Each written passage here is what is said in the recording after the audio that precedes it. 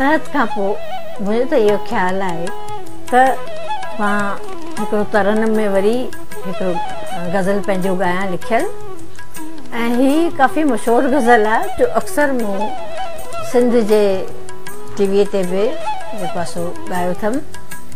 सुरन वर्खा में साकिब अबरो उन रिकॉर्डिंग कई आहे। वरी मां उहो पेश थी कयां पई पंहिंजो गज़ल तरन में। उनजो मुखड़ो आहे, भीड़ में तन्हा रहण ईंदो अथमि, फर्श ते वेही उॾण ईंदो अथमि। भीड़ में तन्हा रहण ईंदो अथमि,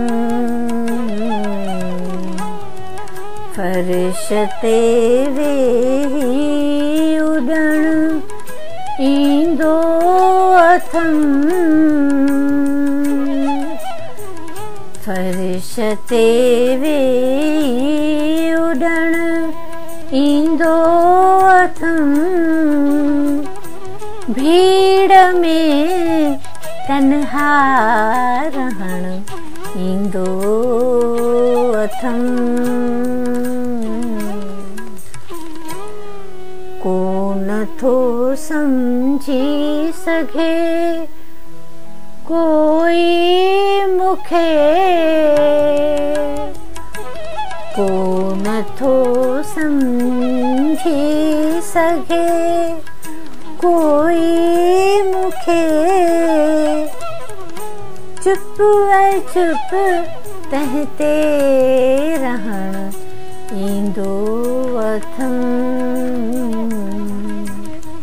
चुप ऐं चुप तंहिं ते रहण ईंदो अथमि, फर्श ते वेही उॾण ईंदो अथमि। तीर ताननि जा भले मूंखे लॻनि, तीर ताननि जा भले मूंखे लॻनि, ठार ज़ख़्मनि ते रखण ईंदो अथमि, ठार ज़ख़्मनि ते रखण ईंदो अथमि, फर्श ते वेही उॾण ईंदो अथमि। प्यार खे सम्झो कंहिं भी कॾहिं, प्यार खे सम्झो कंहिं भी कॾहिं, इन अखर ते भी मरण ईंदो अथमि, प्यार खे सम्झो कंहिं भी कॾहिं, इन अखर ते भी मरण ईंदो अथमि। आखिरी बंद।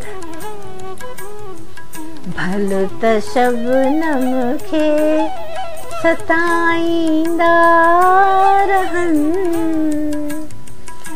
भल त शबनम खे सताईंदा रहनि, पंहिंजे हक़ लाइ पर लड़ण ईंदो अथमि, पंहिंजे हक़ लाइ पर लड़ण ईंदो अथमि, फर्श ते वेही उॾण ईंदो अथमि, भीड़ में तन्हा रहण ईंदो अथमि।